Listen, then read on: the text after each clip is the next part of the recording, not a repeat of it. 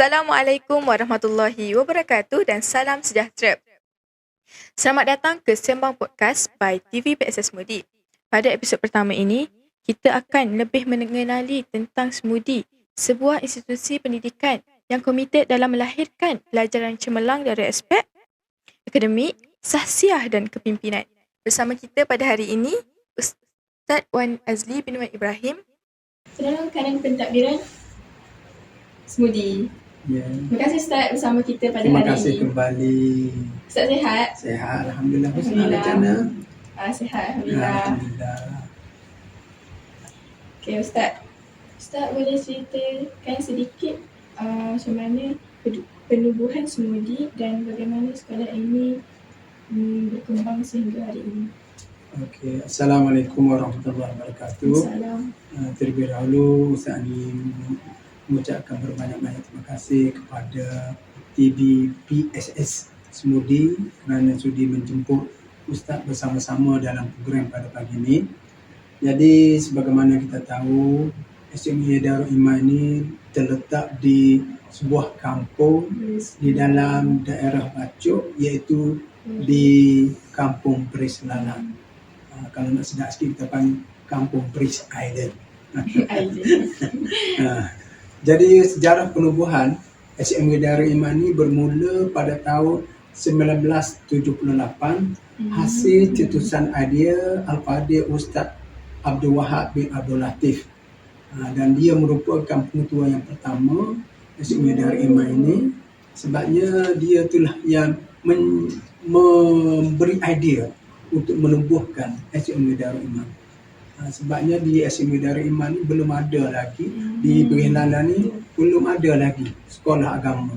Jadi Ustaz Abdul Wahab ni lah yang dia fikir untuk mengembalikan pemuda-pemuda ni kepada mengetahui agama. Dia pun nak tubuhlah. Lalu tertubuhlah SMU Darul Iman. Dan Darul Iman tu sendiri, Darul tu bermaksud gedung. Gedung ataupun kampung. Tempat untuk belajar. Dan iman tu sendiri bagaimana kita tahu keimanan kepada Allah SWT. Jadi dia nak suruh semua pemuda-pemuda atau penduduk kampung ni beriman kepada Allah SWT. Dan daripada 1978 tu mengorok langkahlah SMU Darul Iman ni berkembang sehinggalah pada tahun 2028 SMU Darul Iman ni telah terpilih ataupun telah diberi kepercayaan oleh KPM, Kementerian Pendidikan Malaysia, untuk dijadikan sekolah SABK, Sekolah Agama Bantuan Kerajaan. Sehinggalah sampai kepada hari ini tertubuhnya SMA Darul Iman bersama dengan YIP dan KPM. Itu saja. Wah, sangat menarik Ustaz. Iyalah. Okay Ustaz, apa program pendidikan yang ditawarkan di Smudi kepada para pelajar? Untuk program Smudi ni, dia berbeza lah dengan sekolah-sekolah harian biasa, dan juga berbeza juga dengan sekolah-sekolah beza sikit lah. Sebabnya kita ni SABK, Sekolah Agama Bantuan Kerajaan. Dia kita ni ada, kalau kita agak dua pejabat ataupun dua Spesialis satu ke KPM, satu Y. Jadi yang kita ni, kita menawarkan kepada pelajar-pelajar kita aliran dini tulen. Dini tulen. Maksud dalam aliran dini ni, untuk subjek dini kita ada 5 subjek dini, iaitu yang hak KPM lah ni. Yang pertama Lam, Usuluddin, Syariah, MUI iaitu Manhaj Ulum Islamiyah, dan Adab Balaghah. 5 dicampur pula dengan hak akademik. Bagi akademik ni yang hak teras, BM, BI, matematik, sains, sejarah, perniagaan. Jadi kita tawarkan kepada pelajar kita 11 subjek. Tapi kalau di YIP dia ada macam-macam lagi lah. Sebab aliran kita berbeza kan. Jadi keistimewaan Smudi ni, hak teras untuk KPM kita ada, dan aliran dini tulen itu pun kita ambil lah ke. Jadi ada kelebihan lah pada pelajar-pelajar kita. Itulah perbezaan Darul Iman berbanding dengan sekolah-sekolah lain. Okey, Ustaz. Ya. Kita rehat dulu seketika, kita sambung lepas ni dulu. Boleh sangat-sangat. Okey, sudah harga, okey? Okey, betul. Saya pun juga. Okey. Okey, kita sambung lepas ni. InsyaAllah. Okey, kita kembali kepada rancangan podcast kita. Kita sambung pula ya. Okey, Ustaz, saya tanya. Okey, bagaimanakah silibus yang digunakan di Semudi? Adakah ia menggabungkan kurikulum kebangsaan dan pendidikan agama? Ya, macam mana yang saya telah maklum tadi, kita ni telah berada bersama-sama dengan KPM dan juga YIK. Jadi silibus kita pun adalah menggabung kurikulum kebangsaan dengan kurikulum YIK. Jadi untuk silibus kita ni kita gabunglah. Ada subjek-subjek yang kita gabung dengan YIK iaitu subjek Azhariah. Sebab kita ni untuk tingkatan 4 tu kita ada periksa SMU, CJ Menengah Agama. Dan tingkatan 5 kita periksa SPM. Jadi untuk CJ Menengah Agama tu kita ada subjek Azhariah. Sebagai contohnya Mutalaah, Insya, Takbir, Fiqh, Tauhid. Jadi kita gabungkan dengan subjek KPM iaitu Lam, Usuluddin, Syariah, MUI dan Adab Balaghah. Tiga gabung tu jadilah satu rumpun. Tu. Jadi itulah yang saya kata tadi, beza kita dengan sekolah YIK yang lain tu. Okey. Yang special. Ya. Bagaimana pihak sekolah memastikan keseimbangan antara kecemerlangan akademik, sasiah dan pembangunan rohani pelajar? Jadi untuk kita kesinambungan antara kecemerlangan akademik, sasiah dan pembangunan rohani pelajar ni, kita telah mengatur program-program yang telah dirancang seperti seminar untuk kecemerlangan dan juga untuk kerohanian, Qiyamul Lail. Qiyamul Lail ni bagaimana kita tahulah Rasulullah pun suruh kita berqiyamul lail, solat malam. Jadi kita nak latih pelajar dia supaya rohani dia kata baik ataupun mudah, kita buat qiyamul lail. Sama ada qiyamul lail akademik yang akan saya cerita lagi insya-Allah, solat duha dan juga bacaan Quran. Jadi di Semudi ni kita telah adakan pada setiap pagi untuk solat duha dan juga membaca Al-Quran. Jadi waktu pagi pelajar kita hadir 7.40, kita akan mulakan solat duha dan membaca Al-Quran. Pukul 8 barulah kita start ataupun mulakan pembelajaran kita. Gitu. Jadi dengan ni insya-Allah dari segi kecemerlangan akademik dan juga rohani pelajar tu, kita akan pupuk asuh pelajar-pelajar kita insya-Allah. Okey, Ustaz, sepanjang penubuhan Semudi, apakah pencapaian yang paling membanggakan sama ada dalam akademik, kurikulum atau pembangunan sasiah? Boleh Ustaz huraikan? Alhamdulillah. Sepanjang kata kewujudan Semudi ni, SMU Darul Iman ni, dan bermula dengan 2028 pengambilan daripada KPM untuk menjadikan Semudi sebagai sekolah agama bantuan kerajaan. Alhamdulillah, sekolah kita telah mengorak langkah untuk cemerlang lagi. Macam mana? Iaitu untuk mengetahui semua, Semudi telah diiktiraf sebagai sekolah yang mendapat bai'ah. Bai'ah iaitu pada tahun 2014 telah dibai'ahkan. Jadi kalau sekolah bai'ah ni sekolah yang cemerlang lah. Jadi sekolah cemerlang. Kemudian para pelajar Semudi iaitu untuk permulaan bagi peperiksaan SMU dini iaitu bersama dengan SBK lain, sekolah kita telah melahirkan 2 orang pelajar, iaitu seorang lelaki dan seorang perempuan. Iaitu yang menjadi SABK terbaik negeri Kelantan untuk SMU. SMU telah menjadi pelajar yang terbaik, iaitu saudara Syarif dan juga Auni Fatihah. Dia telah cemerlang untuk SMU. Dan begitu juga pada tahun 2022 untuk pengumuman SPM bagi 2023, saudara Syahril telah mendapat straight A. 11 subjek dia A. Alhamdulillah, semua subjek yang kita tawarkan pada pelajar-pelajar tu, dia telah menjadi pelajar straight A, dan bahkan dia telah menjadi salah seorang daripada 10 orang pelajar terbaik SPM di Kelantan pada tahun tersebut. Alhamdulillah, itulah kata kejayaan yang dicipta ataupun ditempuh bagi semudi. Alhamdulillah, syukur banyak-banyak.